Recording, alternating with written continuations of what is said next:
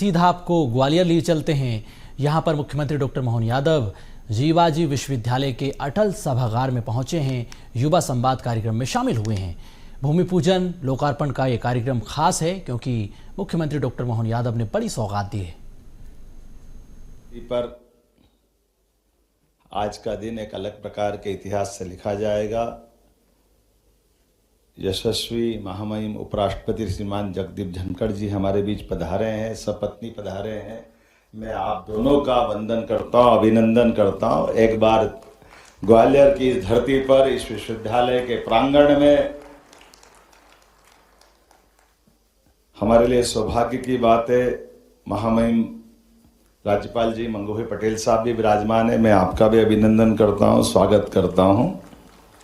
आपके नेतृत्व में ही हमारे कुलपतियों से हमारी कुलगुरु की तरफ यात्रा प्रारंभ हुई। सभी वाइस चांसलर का नाम हिंदी में कुलगुरु किया गया। मैं आपको भी बधाई देना चाहूँगा।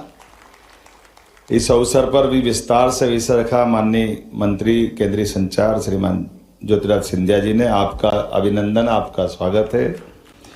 मंच पर हमारे अपने लोकप्रिय नेता, विधानसभा के अध्यक्ष, भारत सरकार के कई पदों पे सुशोभित कर चुके माननीय श्रीमान नरेंद्र सिंह तोमर जी, आपका भी अभिनंदन, स्वागत है।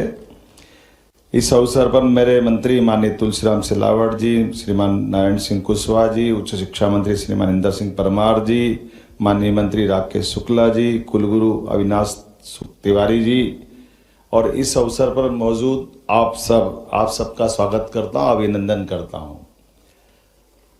आज के इस अवसर पर एक साथ दो कार्यक्रम का यहाँ अलग अलग प्रकार से एक तरह से संयुग्मन हुआ है। एक कार्यक्रम पृथ्वी के नीचे क्या है, पृथ्वी की उत्पत्ति कैसे हुई, उसकी रचना कैसे बनी, वो भूगर्भीय सारी घटनाओं का संकलन आधुनिक वर्तमान के संसाधनों के साथ उस संग्रहालय के माध्यम से दिशा दर्शन के आधार पर भविष्य की बड़ी भूमिका बनाने का प्रयास हुआ है। मैं माननीय नरेंद्र सिंह जी तोमर, माननीय सिंधिया जी और मध्य प्रदेश सरकार के साथ भारत सरकार के सभी मंत्रालयों को बधाई देना चाहूंगा, अभिनंदन करना चाहूंगा। कई बार जिज्ञासाएं मन में होती है। हमारी अपनी वर्तमान के दौर में यशस्वी महामहिम यहाँ मौजूद है। कब उल्कापात हुआ होगा, कब भूगर्भीय घटनाओं के साथ पृथ्वी की उत्पत्ति हुई होगी, कैसे वो लंबी यात्रा जहाँ हिमखंड में पृथ्वी अपने वर्तमान आकार साकार में रूप लेती है, कहाँ जीव कोशिकाओं के माध्यम से जीवन की उत्पत्ति हुई होगी। और छोटी छोटी बातें महामहिम हमारे लिए आज भी एहसास कराती है। प्रतिदिन हम स्नान करने से जो आनंद पाते हैं, हमको एहसास ही नहीं होता कि स्नान से आनंद क्यों होता। स्नान से आनंद वहां होता जहां हम वापस अपने मूल जीव की तरफ रोज यात्रा करते हैं कि जब हमारा जीव की जल से उत्पत्ति हुई थी, वो जल से जब तक हमारा मिलन नहीं होता तब तक हमारा दिन अच्छा नहीं जाता। ये आदिकाल से ये हमारे बीच में एक रहस्य है। जाने अनजाने हम इससे अपने आप को पता नहीं कैसे भूल जाते हैं। हमें और आनंद तब आता है जब उल्कापात के माध्यम से जीवन अमर नहीं है, ये नश्वर है। और नश्वर होने के पहले की पृथ्वी की भूगर्भीय घटनाओं की जानकारी हमको अपनी अलग अलग काल तक पहुंचाती है। जब ज्वालामुखी के माध्यम से होने वाली घटनाएं, भूकंप से होने वाली घटनाएं पृथ्वी की उत्पत्ति की तरफ हमको बार बार आकर्षित करती है। पृथ्वी का वो चुंबकीय आवरण हमको वापस लालायित करता है कि कैसे हवा का ये गुबार हमारे को छोड़ के नहीं जाता है। गुरुत्वाकर्षण की ताकत क्या होती है, साइंस के विभिन्न प्रकार की विधाओं से जो मिलकर के आगे बढ़ने का मौका मिलता है, वाकई वो हमारे लिए रहस्य भी है और जानकारी का एक स्रोत भी है जिसके भरोसे से भविष्य की सुंदर इमारत लिखी जाएगी। मैं आज इस बात के लिए बधाई देना चाहूंगा कि हमारे सारे ज्ञान विज्ञान की उस समागम के माध्यम से कमोबेश 1 वर्ष की हमारी सरकार की यात्रा में हमारी सरकार ने समान रूप से काम किया है। भौतिक अधोसंरचना के साथ साथ व्यक्ति के जीवन में सब कुछ मंगल हो, उस प्रकार से यशस्वी प्रधानमंत्री के नेतृत्व में हमारी सरकार सभी विभागों में काम कर रही है। लेकिन जैसे पृथ्वी के गर्भ से होने वाली जानकारी भूगर्भीय हलचल के माध्यम से एक संग्रहालय बता रहा है, उसी प्रकार से खगोलीय घटनाओं के आधार पर भी अंतरिक्ष तक की यात्रा के लिए भी हमारी अपनी सरकार के माध्यम से डोंगला वेधशाला के माध्यम से इसी ग्वालियर घराने की एक अमोल धरोहर पुरानी राजधानी उज्जैन से हमारा संबंध आता है, जिसके आधार पर हम अपनी सभी प्रकार की स्पेस से जुड़ी जानकारी भी देने जा रहे हैं। आज के इस अवसर पर एक ऐसे महापुरुष की प्रतिमा का अनावरण भी किया गया है जिनने आजादी के साथ हमारे बीच कुलाधिपति के नाते से अलग प्रकार से भूमिका अदा की। वो यहाँ के कुलाधिपति रहे, बनारस के रहे और शिवाजी महाराज के माध्यम से सिंधिया घराने की उस गौरवशाली परंपरा के वो वाहक भी रहे, जिसके माध्यम से कला, संस्कृति, इतिहास के साथ साथ गौरवशाली अतीत से भी वो परिचय कराते हैं। ऐसे में शिवाजी विश्वविद्यालय के कैंपस में उनका प्रतिमा का अनावरण हमारे सबके लिए एक अलग प्रकार के एक पाथे का काम भी करेगा और आपकी मौजूदगी से हमारी हिम्मत भी बढ़ेगी। और आज के युग में नई शिक्षा नीति 2020 के बलबूते पर जब ज्ञान विज्ञान के इस दायरे में हमारी परंपरागत संकायों की सीमाएं टूटी है, बीए, बीकॉम, बीएससी की परंपरागत सीमाओं को तोड़ करके ज्ञान के लिए आयु का संबंध भी खत्म हुआ है। किसी भी आयु में हम कोई भी ज्ञान विज्ञान की धारा में जा सकते हैं और इसी आधार पर दुनिया के अंदर माननीय प्रधानमंत्री के नेतृत्व में हमारा उच्च शिक्षा विभाग भी देश के अंदर ही दुनिया में उस प्राचीन सनातन संस्कृति से अपना संबंध रेखांकित करता है। तो मैं अपनी ओर से आज पुनः इस ग्वालियर की धरती पर आपका अभिनंदन करता हूं, स्वागत करता हूं और उम्मीद करता हूं कि आपका मार्गदर्शन सदैव हमें मिलता रहेगा। आज के इस अवसर पर मध्य प्रदेश सरकार की ओर से पुनः आपका वंदन है, अभिनंदन है, स्वागत है। बहुत बहुत धन्यवाद।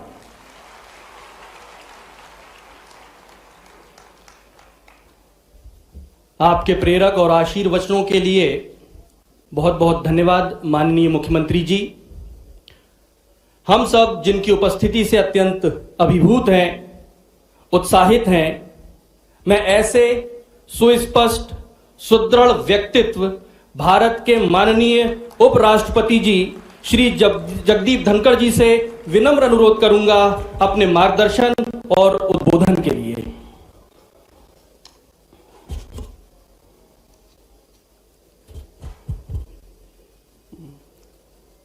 सभी को नमस्कार। Honourable governor of Madhya Pradesh Shri Mangu Bhai Patel ji, honourable chief minister of Madhya Pradesh doctor Mohan Yadav, मनमोहक अभी यहाँ पर हम सब ने देखा।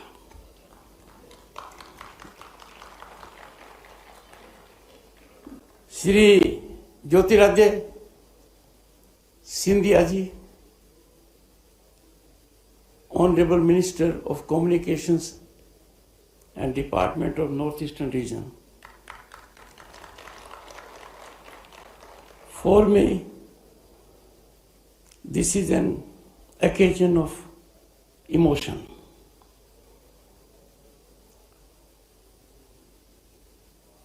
आज का दिन मैं कभी नहीं भूलूंगा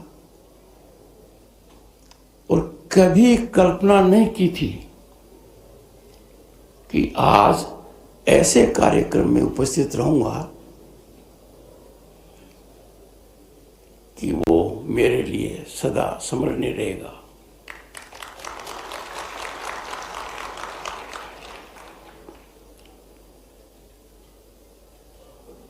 Three generations of this family, I have been blessed to be in connect, and that too through the mechanism of Indian Parliament. It was a touching moment for me in 1989 when for a very brief period Rajmata ji was member Parliament Rajya Sabha and I was member Parliament Lok Sabha. I sought her blessings. She epitomized commitment to nationalism, virtuosity that inspires us and motivates us. मुझे अंदाजा नहीं था कि वो आशीर्वाद मुझे कहां तक ले जाएगा।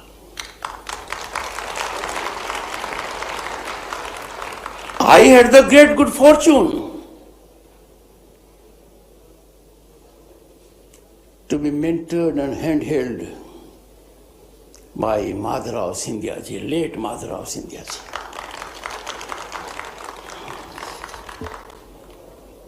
माधव भगवान विष्णु और कृष्ण के प्राथमिक उपनाम है। मेरे जैसे अनेक पार्लियामेंटेरियंस के वो माधव थे।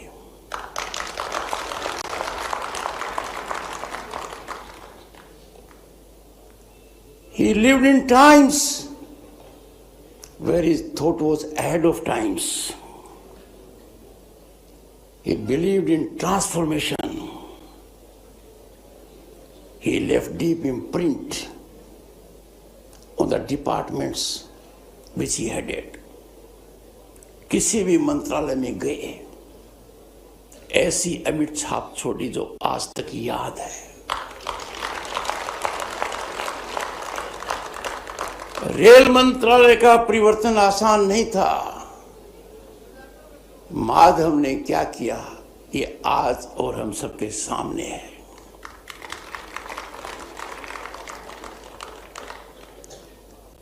उनका आकर्षण शब्दों में वर्णन नहीं किया जा सकता। बहुत भावुक क्षण है मेरे जीवन के, जब उन्होंने हिम्मत बंधाई। आदमी के जीवन में ऐसे संकट आते हैं, वज्रपात होता है, वो बर्दाश्त नहीं कर पाता है, जब अपने सबसे प्रिय को खो देता है। माधव का पहला फोन था।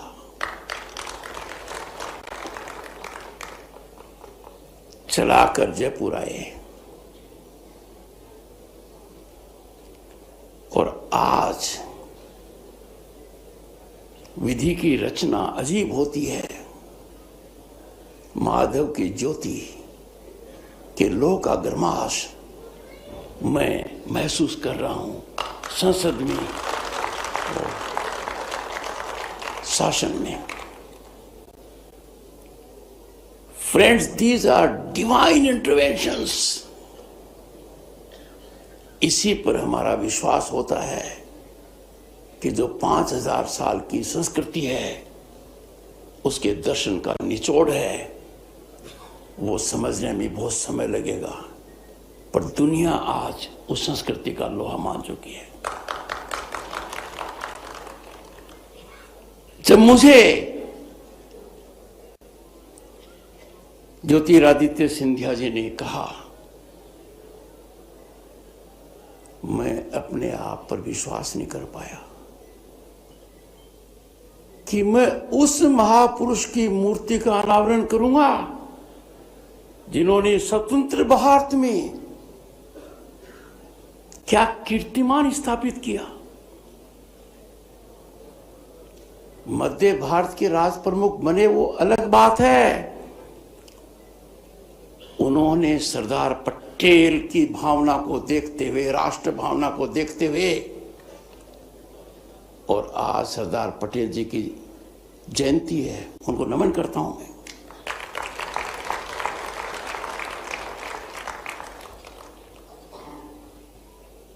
जो मूर्ति का अनावरण किया है, उन महानुभाव ने आजादी के बाद राष्ट्रीयता को नई गति देते हुए became one of the first to integrate with Bharat, and along with several others in this area. That was his vision. Ladies and gentlemen, the historic event of unveiling his statue will ever be etched in my memory.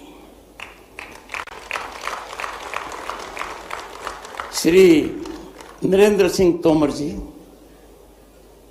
I again have the good fortune of being guided by him while I was and I am Vice President of the country and he happened to be Union Cabinet Minister. I remember a day when we were having a function at Noida, I persuaded the Honorable Minister then and now Speaker of Madhya Pradesh Assembly, Sir, मुझे आपके साथ की आवश्यकता है, अपने साथ चलेंगे। मैंने इशारा किया आपकी गाड़ी की तरह, ये आकर मेरी गाड़ी में बैठ गई। सीधे इनको लग रहा था मैं कहाँ जाऊंगा, मैंने कहा आपके निवास जाऊंगा।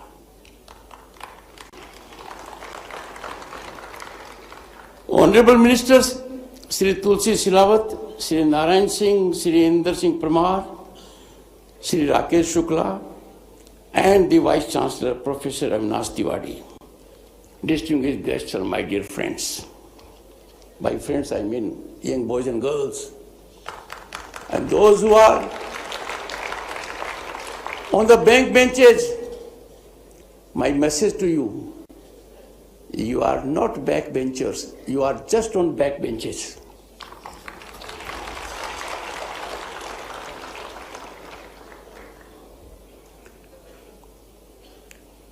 I am deeply moved by the profound significance of this moment. It is easy to imagine now that things have taken place.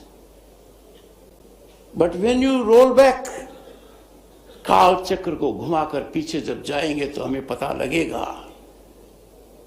कि वो जमाना कैसा था, उसमें ये सोच आना much ahead of times. And for that, my salutations. Friends, if I go deep into his rule, it embodied the confluence of foresight, courage, compassion, ushering in unprecedented public welfare and social progress, primarily focusing on education. I fully subscribe to the view of Honorable Minister Jyotiradittya Scindia. Education is the most impactful mechanism of transformation. Education brings about equality and cuts into inequities.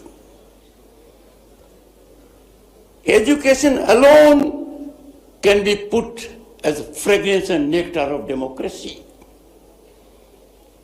Education makes us aware of human existence, human dignity, and our belief in prosperity of the planet.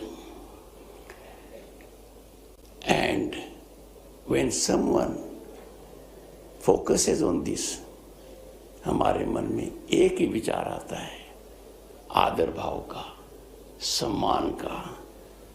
ऐसी शख्सियत हमारे लिए प्रातः पूजनीय, सदैव आदरणीय है।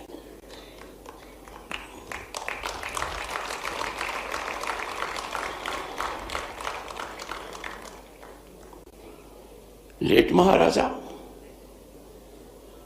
was a rare confluence of extraordinary energy and unwavering commitment. He embodied the true spirit of service to the public at large and nation building. Look at the journey he had post-independence. No time was lost in nurturing the spirit of nationalism. No time was lost in blossoming it. And that is why Scindia family is amongst very few families in the country and the world to be so organically associated with democratic process. But what is more outstanding is that the contributions members of this family are making and have made is in premium category. Yesterday, I had the good fortune to attend a program And that again, fortunately, friends, was a journey of 6 decades, as is for this university. And the Honorable Minister, Mr. Jyoti Scindia ji, had so enthused that the entire human resource present before me was in sync with his enthusiasm. I came out invigorated, enthused. A leader is one who doesn't think of the moment. He thinks of the future. A plan or a scheme is of the moment, but vision is something for larger strength. और समय क्या चाहता है? बदलाव होकर रहेगा। परिवर्तनशील दुनिया है। सोक्रेटिस से पहले ग्रीक के एक फिलोसोफर हिराक्लिटस ने कहा था, The only constant in life is the change. और उदाहरण स्वरूप उन्होंने प्रस्तुत किया कि एक व्यक्ति 2 बार एक नदी में प्रवेश नहीं कर सकता। उसने व्याख्या की, क्योंकि न तो वो व्यक्ति वैसा है जब पहली बार नदी में गया था, और न नदी है। Boys and girls, let me tell you, if you ever have the experience, and you must have, of standing in running water or a river, to be at the same place, you will have to constantly move your feet, otherwise you will be swept. और बड़ी प्रसन्नता का विषय है कि शिक्षा जो अत्यंत महत्वपूर्ण है, प्रधानमंत्री नरेंद्र मोदी जी ने 3 दशक के बाद एक ऐसी राष्ट्रीय शिक्षा नीति का निर्माण किया जो भारत के भविष्य को सुरक्षित करती है। पश्चिम बंगाल के राज्यपाल की हैसियत से मुझे इसका ज्ञान बोध है। Stakeholders in thousands gave in their inputs, and then we had this policy.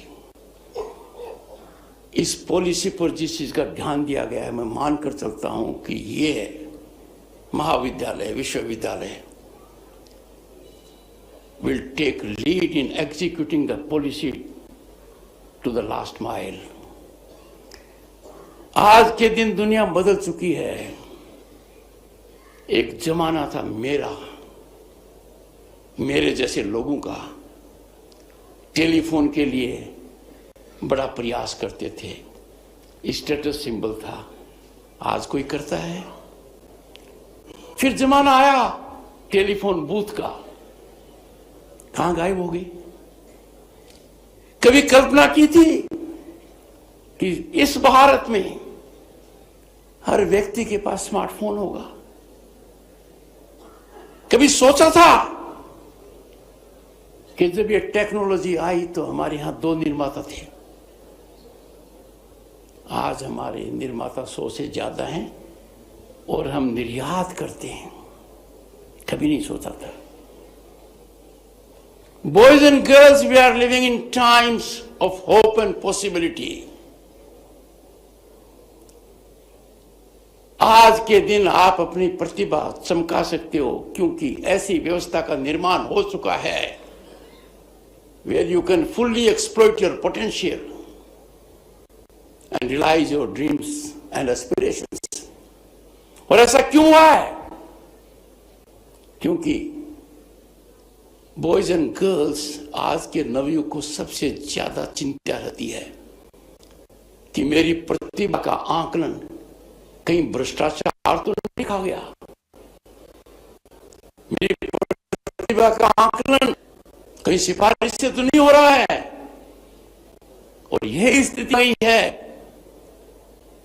कि कानून के सामने समानता, जिसमें कुछ लोगों का विश्वास नहीं था, वो अपने आप को कानून से ऊपर समझते थे कि कानून हमारा क्या कर लेगा। आज उनको कानून की गर्माश महसूस हो रही है। एक जमाना था, और ज्यादा समय नहीं हुआ है, याद कर सकते हो, बिना एक्स्ट्रा लीगल मीन्स के, बिना करप्शन के कॉन्ट्रैक्ट, जॉब और अपॉर्चुनिटी मिल ही नहीं सकती थी। एक बदलाव देखिए आप, क्योंकि अगली बात कह रहा हूं वो आपको समझ में अच्छी तरह आएगी। बदलाव पूछिए अपने दादा दादी से, नाना नानी से। वो बिल बिजली का देते थे, लाइन में खड़े होना पड़ता था। रेलवे की टिकट के लिए लाइन में खड़ा होना पड़ता था। सरकारी कर्मचारी को छुट्टी लेनी पड़ती थी। पासपोर्ट को अप्लाई करना एक अजीब बात थी, और बैंक में अकाउंट खोलना सपना था। These mega transformative things are now ground reality on account of technology. पर अब क्या है? अब ये टेक्नोलॉजी बहुत फास्ट बदल रही है। तो नई तकनीकी आ रही है, जिसको परिभाषित कर सकते हैं artificial intelligence, internet of things, machine learning, blockchain and the kind. ये बहुत जल्दी बदल रही है, ये हमें भी बदलाव ला रही है। पर ऐसी संस्थाओं का परम कर्तव्य है कि वो शोध कर अनुसंधान कराएं, and they must convert the challenges of these disruptive technologies into opportunities. और मेरे मन में कोई शंका नहीं है कि ये महाविद्यालय, महाविश्वविद्यालय जरूरी कर रहेगा। मैं यहां से आग्रह करूंगा कि महाराजा श्रीमंत जीवाजीराव सिंधिया जी ने जो मार्ग प्रशस्त किया था शिक्षा में रुचि दिखाने का, आज का उद्योग, आज का व्यापार, उनकी संस्थाएं, they must invest in education. I appeal to industry, trade, business and corporates and their associations to take a policy decision to pool their CSR funds,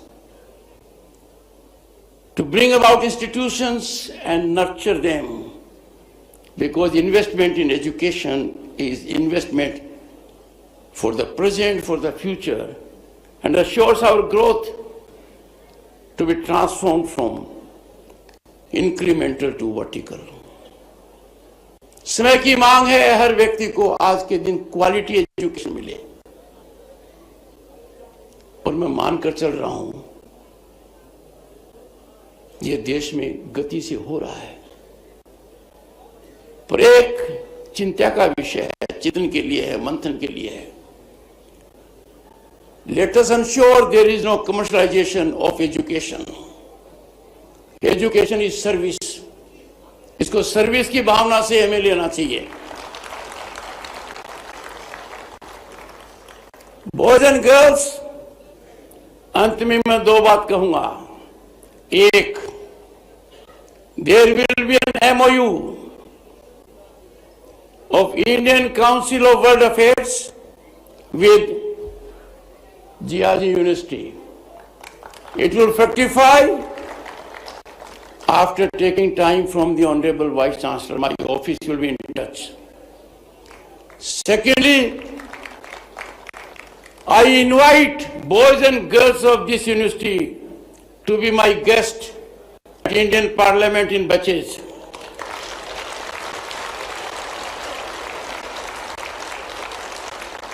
That will give me an occasion to interact with you there. I can see the smile, I appreciate it. And boys and girls, you will be happy to note this is ongoing exercise. पर एक बात ध्यान रखिए, न्योते में देरी नहीं करनी चाहिए।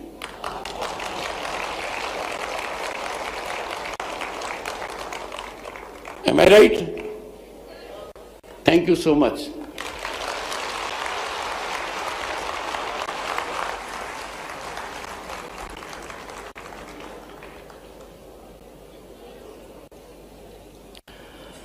बहुत बहुत धन्यवाद माननीय उपराष्ट्रपति जी, आपके प्रेरक और भूमि पूजन में संबोधित कर रहे हैं। है गालव ऋषि की धरती पर मैं आपको प्रणाम करता हूं, अभिनंदन करता हूं।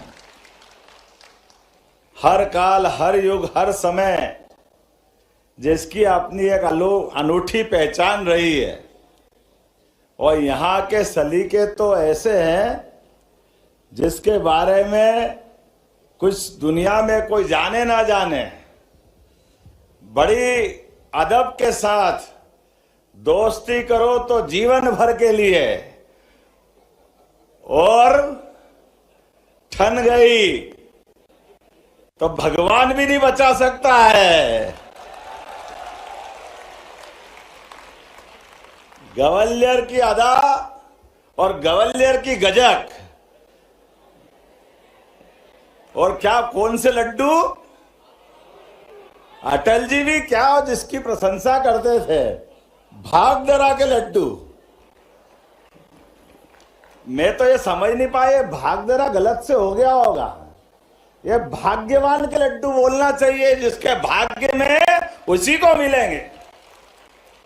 आज के इस अवसर पर हमारे केंद्रीय मंत्री श्रीमान ज्योतिराज सिंधिया जी, हमारे सभापति श्रीमान नरेंद्र सिंह जी तोमर, अध्यक्ष विधानसभा मध्य प्रदेश, मंच पर विराजमान हमारे प्रभारी मंत्री श्रीमान तुलसीराम सिलावट जी, माननीय मंत्री राकेश शुक्ला जी, माननीय सांसद भारत सिंह कुशवाहा जी, माननीय अभय जी, मोहन सिंह जी राठौड़, मनोज तोमर जी, हमारे कौशल शर्मा जी, समस्त अतिथिगण और आप सब। लंबा हो जाएगा भाषण न देते हुए, मैं सीधे सीधे बात करना चाहूंगा। आज आपके इस ग्वालियर के अंदर एक ऐतिहासिक रूप से खास करके साइंस की दुनिया का एक अनूठा संग्रहालय का शुभारंभ हुआ है। मुझे इस बात की प्रसन्नता है, हमारी भूगर्भीय हलचल के साथ पृथ्वी की उत्पत्ति कैसे हुई, पृथ्वी की उत्पत्ति के साथ साथ बाकी घटनाओं में धीरे धीरे करके ये जो जनजीवन दिखा है, ये जनजीवन कैसा हुआ, इसका थोड़ा संवाद करेंगे। मेरे सामने सारे विद्यार्थी बैठे हैं। ओपन माइक कहीं है क्या, दे सकते किसी को? किसी के पास है कॉर्डलेस? अच्छा, ये बताओ कि चंद्रमा और पृथ्वी का दोनों का संबंध है, तो चंद्रमा की उत्पत्ति किस तरह से हुई, कोई बताएगा अपने में से? कोई हाथ खड़ा करेगा इधर से? हाँ जरा बताइए, बेटी हाथ खड़ा कर रही, दो भैया उसको हाथ। सर नमस्ते। सर, चंद्रमा की उत्पत्ति पृथ्वी से मानी जाती है। जैसे ध्रुवीय बल के द्वारा मानी जाती है कि चंद्रमा जब ध्रुवों की ओर जाता है ना, तो पानी के गुरुत्वाकर्षण बल के कारण पृथ्वी का कुछ भाग टूटकर अलग हो गया है। इसीलिए चंद्रमा और पृथ्वी में समानता है, गुणों में भी, और वहां पे जो भी प्राकृतिक रूप से पाया जाता है उसमें भी। ये तो अच्छी बात है, लेकिन आधा सत्य बेटा, आधा बाकी रह गया अभी। सर मैं माफी चाहती हूँ, लेकिन मुझे इतना ही। लेकिन जोरदार नाम बता दो, तुमने बहुत अच्छा उत्तर देने का प्रयास किया। सर मेरा नाम अंजलि रावत है, मैं साइंस कॉलेज की छात्रा हूँ, BSc 3rd ईयर। बहुत अच्छा, बहुत। अंजलि के लिए ताली बजाओ भाई। और कौन बताएगा?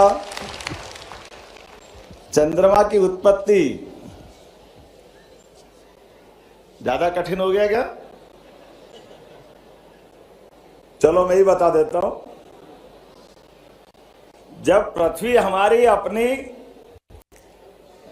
आग के गोले से धीरे धीरे ठंडी हुई, और ठंडी होने के बाद नीचे भूगर्भीय चट्टानें वगैरह बन गई और धूल वूल पर्याप्त जम गई, उसके बाद एक दिन उल्कापात होता, ऊपर से कोई दूसरे ग्रह का पिंड गिरता है, और पिंड से जैसे ही पृथ्वी की टक्कर होती तो एक धूल का गुबार ऊपर उड़ता है, और धूल का गुबार पहले तो लंबा रहता है 8-15 दिन, लेकिन फिर एक चुंबकीय जो गुरुत्वाकर्षण की अपनी कक्षा है पृथ्वी की, उस कक्षा के आधार पर वो अपनी पृथ्वी से दूर नहीं जा पाता है। और आखिरकार 1 महीने में ही वो गोल आकार बन जाता है और वो अपनी पृथ्वी के चारों ओर चक्कर लगाने लग जाता है। इस प्रकार से चंद्रमा की हमारे अपने पृथ्वी से उत्पत्ति हुई है। बहन का बात का उत्तर सही है, मैंने पहले का जोड़ने का प्रयास किया। अरे बात समझ में आई तो कम से कम समर्थन तो कर दो।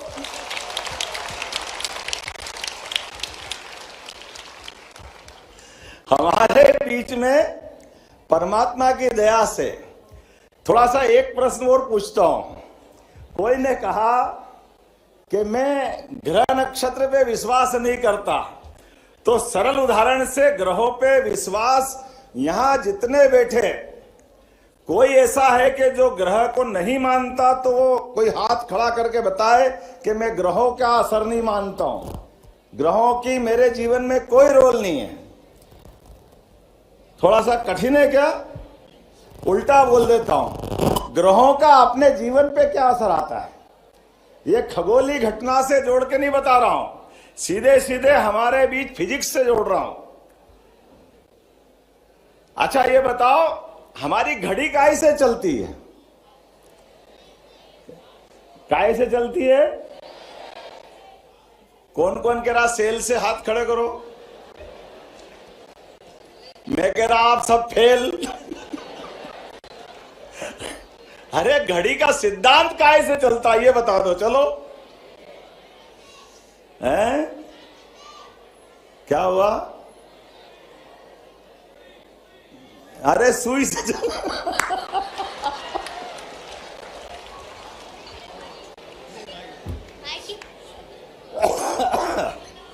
कोई सुई से बताएगा, कोई सेल से बताएगा। पहले जब धूप घड़ी थी तब कैसे करते होंगे? छाया से भी चलता है ना। तो अब ये तो गलत हो गया, सुई भी फेल हो गई, सेल भी फेल हो गया, तो घड़ी काहे से चलती है महाराज?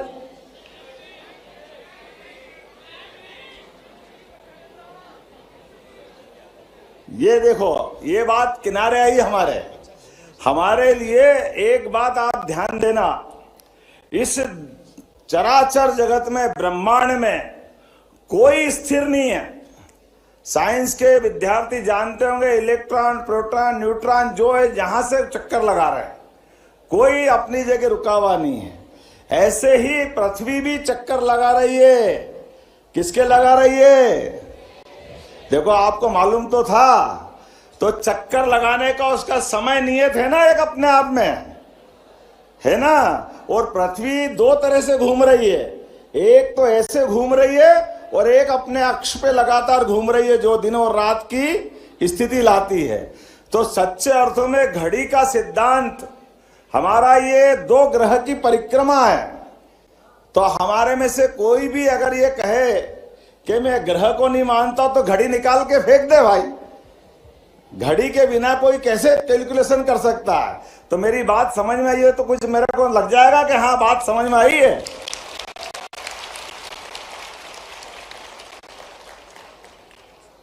ये एक नहीं, ऐसी कई सारी बातें हमारे जानकारी में भी होना चाहिए।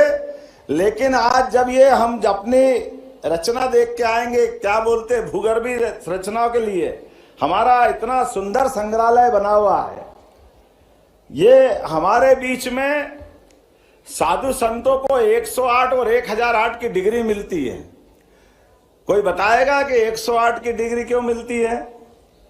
साधु संत अपने नाम के आगे 108।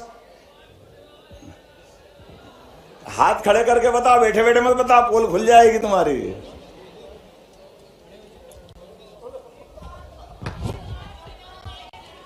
क्या हुआ? 1008 का अगर हम, किधर है हाथ? बात तो बता सर। जैन सर, 108 छोटे बाबा, 1008 बड़े बाबा, ये हमारे यहाँ।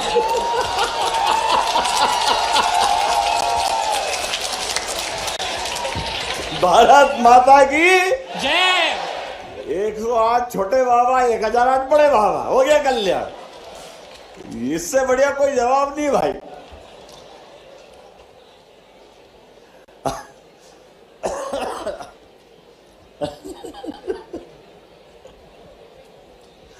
अच्छा ये बताओ, अपने में से ये थोड़ा सा ज्यादा हो गया मेरा, इसको समेटना पड़ेगा।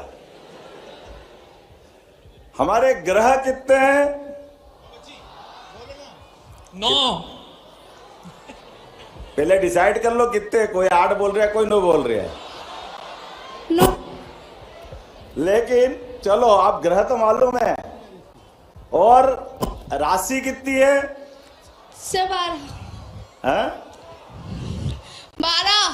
12। और नक्षत्र कितने हैं? सर 9। सर किधर 9 है? तुम तो सही बताओ, सर 9 ही है। कहाँ हो? सर इधर, सर फर्स्ट रो में।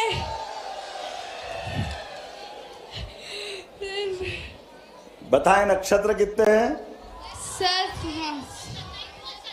27। बहुत अच्छा, ताली बजाओ जिसने 27 बोला उसके लिए। एक 28 भी होता है जिसे अभिजीत बोला जाता है, जो केवल एक वीडियो बना दे यार मेरी। ये गवर्नर स्टाइल बम्बार्डिंग हुई, किधर से हुई है? बहुत अच्छा। पंडित जी बताओ, क्या बता रहे थे? बताओ, एक बार रिपीट करो। जो कि 27 होते हैं, उसमें से एक 28वां भी होता है जिसे अभिजीत बोला जाता है, वो केवल 1 घंटे के लिए आता है। नहीं, लेकिन तो 27 तो पक्का है ना? हाँ, 27 तो पक्का है, लेकिन वो भी आता है उसके साथ। अच्छा, एक नक्षत्र साल में कितनी बार आता है? अब इतना नहीं पता।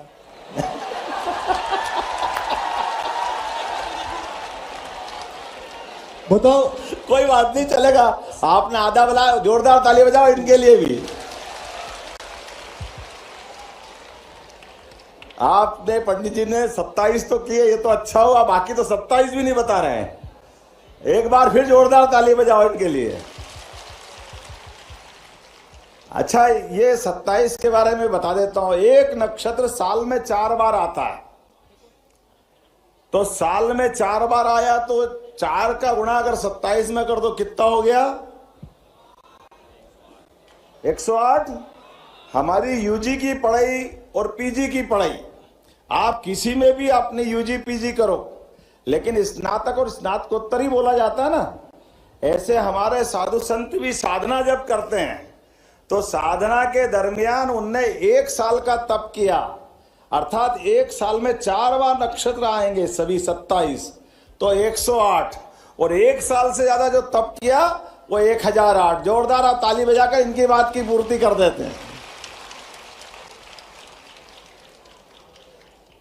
अब हमारे समय की गणना के लिए दुनिया भर में हर जगह समय की गणना का मूल बिंदु क्या है, कैसे करते हैं? ये मैंने इसलिए बात कही कि एक तो आपने भूगर्भीय बातों को समझने के लिए यहां इस संग्रहालय में जाओगे तो आपको सारी बात मालूम पड़ेगी। और ये मैं जो बात बता रहा हूं, ये समय की गणना के लिए हमारे पास इसी राज्य की पुरानी राजधानी उज्जैन, काल की गणना की नगरी, महाकाल का मतलब काल का, और काल मतलब समय, और समय की गिनती करने का तरीका ये प्राचीन ज्ञान विज्ञान है। और प्राचीन ज्ञान विज्ञान से आपकी जानकारी के लिए बता दूं, ये जो 12 राशि है हमारी, अभी थोड़ा कठिन हो जाएगा, मैं ही बता देता हूं। 12 राशि का भी एक पथ है। कौन है ज्योतिष का विद्यार्थी अपने में से? कोई है क्या ज्योतिष विद्यार्थी यहां? पंडित जी हाथ नहीं खड़े कर रो।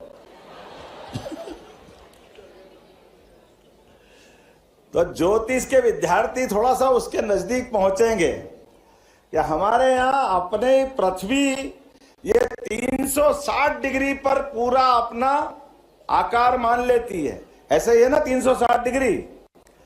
और प्रत्येक डिग्री, प्रत्येक राशि को 30-30 डिग्री पे रख दो तो कितना हो गया? भारतीय हो गया 360। तो ये आपने में से कोई भी प्रत्येक राशि में इसका हिसाब लगा सकता है कि कौन सी राशि कब कितनी डिग्री पे जाएगी। ये हमारे अपने प्राचीन विज्ञान के लिए। इसलिए दुनिया के अंदर समय गणना की अगर बात करोगे तो दुनिया में समय गणना या तो सूर्य से या चंद्र से जोड़ते हैं, ये एकमात्र भारत है जिसका प्राचीन विज्ञान अपने नक्षत्र की गणना के आधार पर सूक्ष्मतम गणना करता है। अपनी सनातन संस्कृति के लिए जोरदार ताली आनंद से लो कि हमारी गणना सबसे शुद्ध है। दोनों घटनाओं में फर्क पड़ सकता है, सूर्य और चंद्र में, लेकिन नक्षत्रों की गणना में कभी गलती नहीं हो सकती। इसलिए प्राचीन से प्राचीन जब भी सूर्य ग्रहण चंद्र ग्रहण निकालना हो तो हमारे पंचांग से पंडित जी फटाक से निकाल देते हैं। आज के इस अवसर पर वैसे तो मैं बहुत सारी बातें कर सकता था, लेकिन आज अपने में लगा कि थोड़ा भारी हो रहा है। हमारे यहाँ इस ग्वालियर के अंदर यशस्वी प्रधानमंत्री ने आज ये मान के चलो इस साल की पूरे देश के अंदर सबसे बड़ी सौगात क्या दी है, कोई बताएगा? मध्य प्रदेश के लिए सौगात मिली है, बताएं, कौन बता रहे? कुछ बोल रहे क्या? गुजर साहब,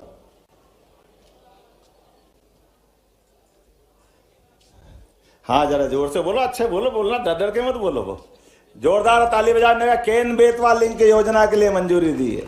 जोरदार ताली बजाओ। नदी जोड़ो विश्व का पहला, ये वाकई अद्भुत योजना है। एक नदी से दूसरे नदी को जोड़ करके उस जल राशि का उपयोग अपने जीवन में भी किया जा सकता है। ये वाकई विश्व का नदी जोड़ों का कल्पना की थी स्वर्गीय भारत रत्न अटल बिहारी वाजपेयी जी के लिए। जोरदार अभिनंदन करो अपने अटल जी के लिए। और ग्वालियर वाले तो और जोर से बजाओ, हमको मालूम है। मेरे को क्या मालूम, आप कह रहे हो यहाँ के, वो तो बजा ही नहीं रहे ताली। तो हमारे बीच में से ग्वालियर से संबंध आता है इस बात का।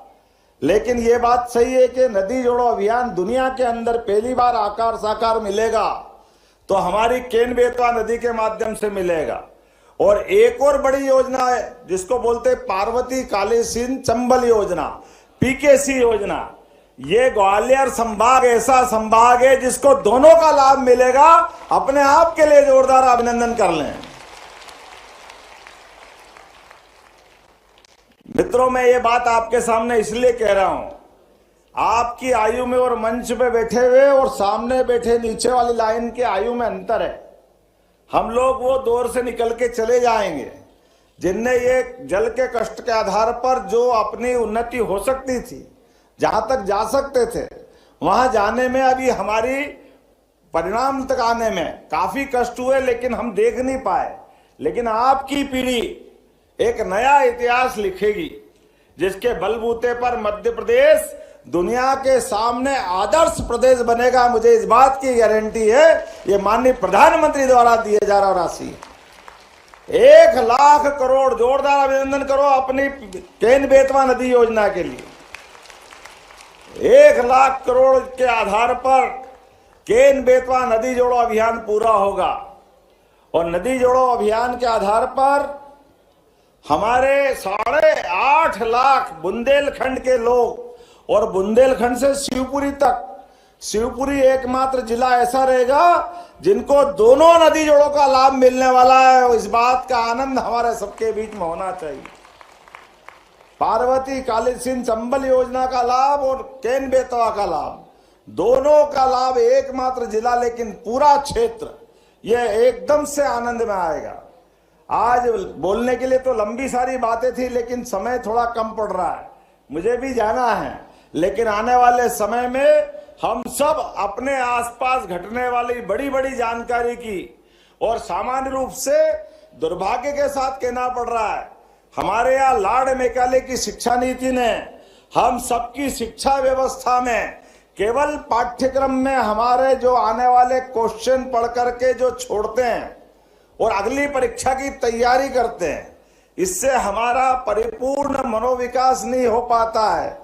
अब नई शिक्षा नीति के बलबूते पर हमारे ज्ञान अर्जन की जो जिज्ञासा है, वो जिज्ञासा को समाधान करते हुए संसार में घटने वाली सभी घटनाओं पे अपना सबका जिज्ञासु मन आगे से आगे बढ़ता जाए, सभी बातों की जानकारी आपको मिलती रहे, सब बातों को आप समझते रहे, इस जिज्ञासा के भाव को बनाए रखने के लिए हमने युवा संवाद अभियान अभी चालू किया है। मेरी अपनी ओर से आज के अवसर पर आप सबको बधाई, बहुत बहुत धन्यवाद। भारत माता की जय।